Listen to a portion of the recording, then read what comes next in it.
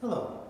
For the second week of February, 1 year into our pandemic, essentially 1 year, it feels like 10, feels like 1 month. Today, the reading I want to reference is the story of Elijah being taken up into heaven. You know the one, the chariots of fire, the horses of fire. But it's actually in both the beginning of the story and the end, we're told that Elijah is taken up into a whirlwind. The same sort of whirlwind that might have been there in the book of Job when the voice of God speaks to Job. A whirlwind representing the chaotic presence and power, awe-inspiring presence of God, sweeping Elijah up. Elijah is only one of two people in the Hebrew scriptures that don't die and instead are taken directly to God. Elisha spends the day with Elijah, that last day, not letting him out of his sight. They go from one place to the other place, and every time some prophets tell Elisha, "Do you know that your master Elijah is going to be taken up to heaven by God?" "Yes, I know, be still, leave me alone."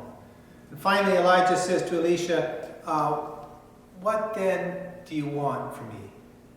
"I want a double portion of your spirit." Elijah says, "You've asked for a hard thing, but if you can see me being taken up to heaven, then you can have that." And so the story goes that they go across the river Jordan, which may actually be metaphorical for Elijah dying, but let's put that aside. Elisha sees the chariot of fires and the horses of fire, the chariot of God, and it gets between him and Elijah's taken up in the whirlwind. Does Elisha actually witness the whirlwind taking up Elijah? The text is ambiguous. But what we know is that the mantle of Elijah is taken up by Elisha.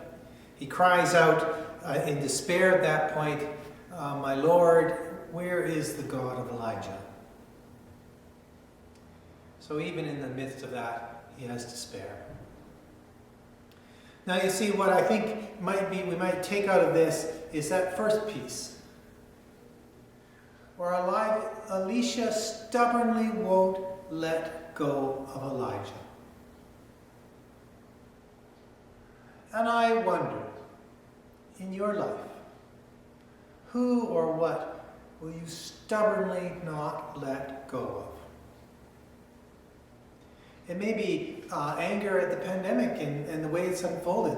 Some medical or political leader, some nation, some situation you just can't let go of.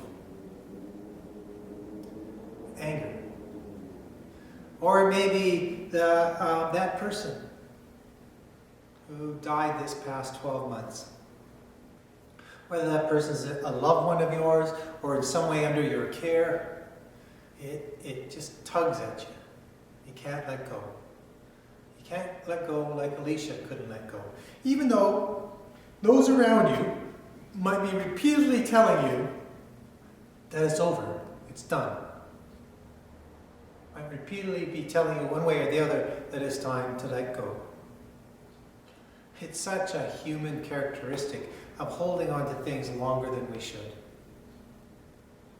Whether it's an institution or a person or a situation or an emotion, right? Holding on to it. So Elisha sees Elijah go.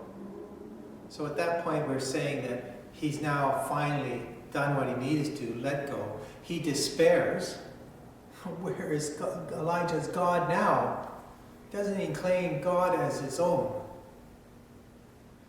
Out of his deep despair of the situation of losing his master, his teacher, his guide, his spiritual guide. So, in the midst of our despair, we're allowed to lament.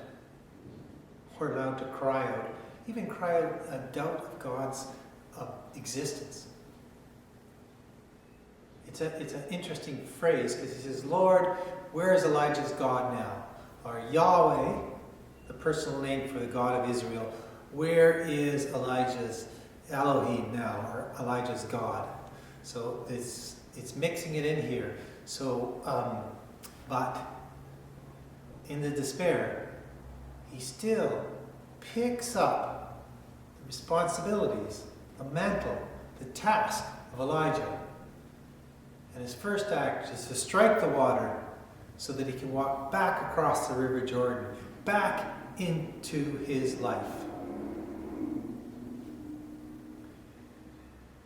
So, I would say this pandemic is a little like that last day of journey that Elisha and Elijah took together, where we're struggling through. We keep hearing the news that, no, you can't go out now. Oh, don't you know it's not time to stop? Don't you know this is going to happen?